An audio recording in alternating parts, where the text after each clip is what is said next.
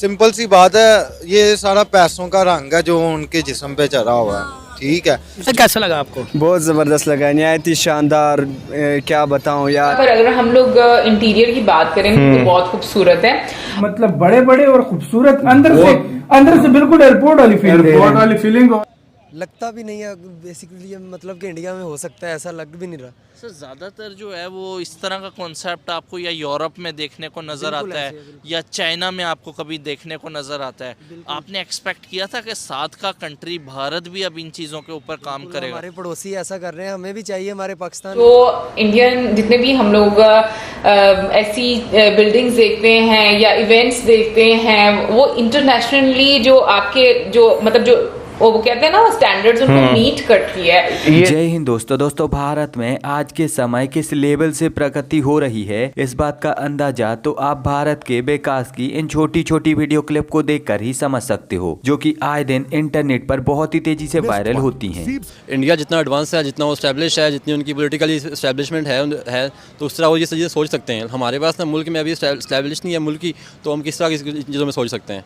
मुल्क स्टैब्लिश होगा उसके बाद ये सारी बातें हो सकती हैं। सर वीडियो देख के लग रहा था, दिल करता है कि खुद भी जाके मतलब बंदा एक्सप्लोर करे। बिल्कुल बिल्कुल ज़रूर दिल करता है ये चीज़ें देखने में। अक्सर वीडियोस में देखा भी था, लोग चल रहे होते हैं, कोई गिर रहा होता है, वो वीडियोस अक्सर चल रही होती है बाहर की, लेकिन पाकिस्तान में ऐसा कंसेप्ट देखा नहीं था, लेकिन दिल ज़रूर करता है इस बात का। ज़्यादातर इस तरह के जो कॉन्सेप्ट है ये आपको दुबई में नज़र आते हैं या यूरोप वाली साइड पे नज़र आते हैं। अब कैसा लगता है कि हमारा पड़ोसी कंट्री भी इस तरह के कॉन्सेप्ट फॉलो कर रहा है और अपनी कंट्री के अंदर लेके आ रहा है?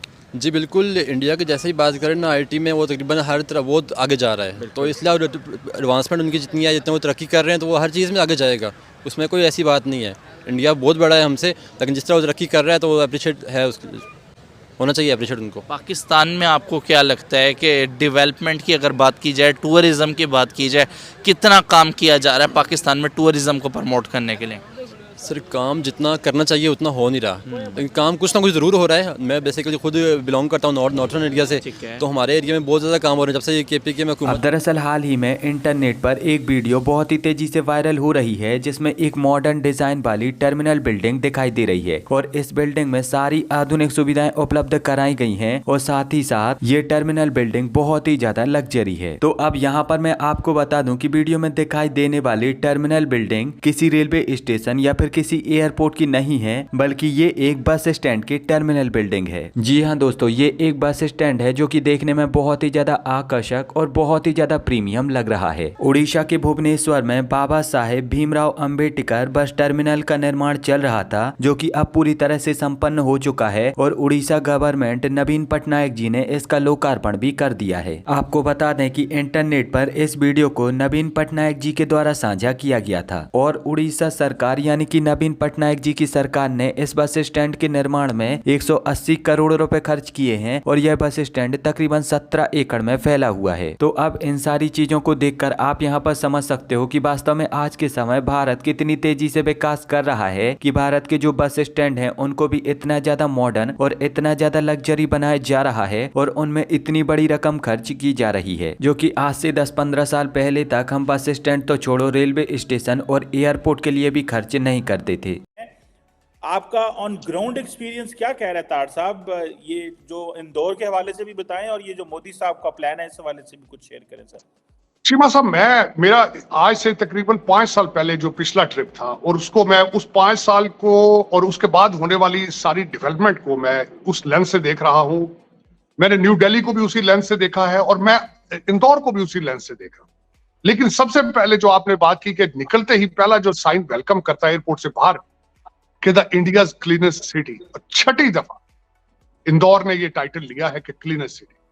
बल्कि कल मैंने फर्स्ट हैंड जो एक्सपीरियंस किया है कि जब मैं डाउनटाउन घूम रहा था तो वहां पे ट्रैश रिमूवल की एक गाड़ी फिर रही थी, जिससे लाइव लोगों को रिक्वेस्ट और जुर्माने की धमकी दी जा रही थी कि आप अगर ट्रैश फेंकेंगे तो जुर्माना किया जाए।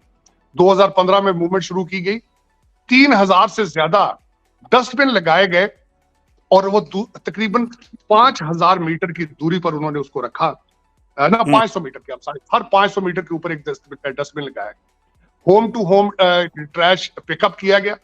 जो अचीवमेंट उन्होंने की है कि उन्होंने वेट और ड्राई ट्रैश को अलग अलग किया उसको, और उसके बाद तो सबसे ज्यादा वेस्ट उन्होंने एक वेस्ट डिस्पोजेबल अपनी उसकी वेस्ट मैनेजमेंट को उन्होंने इनकम के तौर पे इस्तेमाल किया। और मैं आई वाज शॉक्ड, जो मैंने दोस्तों से पूछा, 2020 के अंदर उन्होंने तकरीबन 14 करोड़ 15 करोड़ के करीब IMS जो इनकी यहाँ पे मैनेजमेंट है, उन्होंने उससे वेस्ट मैनेजमेंट से पैसे बनाए, वेस्ट, और उसका 8.5 करोड़ कार्बन क्रेडिट से पैसे बनाए। तो नॉट ओनली ये दुनिया के लिए एक मॉडल है कि आप किस, यहाँ पे मैं एक और यहाँ पे ऐड करना चाहूंगा, साउथ कोरिया इस वक्त पहला कंट्री है जो फूड मैनेजमेंट को कंट्रोल कर रहा है। घरों से जो आप फूड प्रेप करते हैं, फ्रूट काटते हैं, उनके छिलके, खाने के छिलके, सब्जियों के छिलके, उनको जब आप डिस्पोज करते हैं तो गवर्नमेंट उसको कलेक्ट करके उसको उसकी प्रोडक्ट्स बना रही है आगे, और इससे वेस्ट, जो फूड वेस्टेज है वो कंट्रोल हो रही है। तो मैं एक तो ये देखा मैंने कि यहाँ पे ट्रैश को किस तरीके से उन्होंने एक इनकम का सिलसिला बना के एक क्लीनर सिटी। लेकिन यहाँ पे ये जरूर मैं बताना चाहूंगा, गवर्नमेंट तो एक पॉलिसी बनाती है, गवर्नमेंट ने सिर्फ 3000 डस्टबिन बनाए हैं, उसको इस्तेमाल तो लोगों ने करना है। आपने पूरी कौम को ट्रेन करना होता है। कौम जब तक आपके साथ मिलके इस मूवमेंट में शरीक नहीं होती तो वो मूवमेंट कामयाब नहीं होती। एक तो ये मैं एक सबसे, फिर उसके बाद जब मैं एयरपोर्ट से बाहर निकला हूं चीमा साहब, तो मैंने देखा है कि एयरपोर्ट से लेकर इसके अंदरून शहर तक एक मेट्रो का बहुत बड़ा हमंकस मीलों पे फैला प्रोजेक्ट चल रहा है। दूसरा, मैंने जब इस पे मजीद देख रहा था, मेरे लिए शॉकिंग चीजें, मैं यहाँ पे नंबर सामने आ रहे हैं मेरे, कि टाटा कंपनी 365 बिलियन डॉलर की कंपनी है, जबकि मेरे वतन अजीज का टोटल साल का बजट ही 341 बिलियन है। तो एक कंपनी का बजट जो है वो मेरे वतन अजीज से ज्यादा है, लेकिन हम नफरतों में फिर भी अभी वहीं के वहीं हैं। हम लर्न नहीं करना चाहते, हम जंग करना चाहते हैं। ये फिलॉसफी चेंज करनी होगी, सोच बदलने की, सोच बदलो, पाकिस्तान बदलो। हमें जंगों से निकल के IT इंफॉर्मेशन टेक्नोलॉजी पे जाना होगा। हमें सीखना होगा कि दुनिया तरक्की किस तरह कर रही है। हमें गैरिजन स्टेट से निकलकर एक्सपोर्ट स्टेट बनना होगा। हमें गैरिजन स्टेट से निकल के बच्चों को मैथ और इंग्लिश पढ़ाना होगा, वरना गुजारा नहीं है। आपने आज की जिस तरह एक मिसाल आप दे रहे थे भी, कि किसी खातून के लिबास के ऊपर सिर्फ हलवा लिखा हुआ था, इसका मतलब है खूबसूरत या मीठा होना खूबसूरत। तो आपने किसी एक मेरा पाकिस्तानी वतन अजीज का भाई पिस्तल लेके वहां पहुंच गया, कहता मैंने अभी इसको गोली मारनी।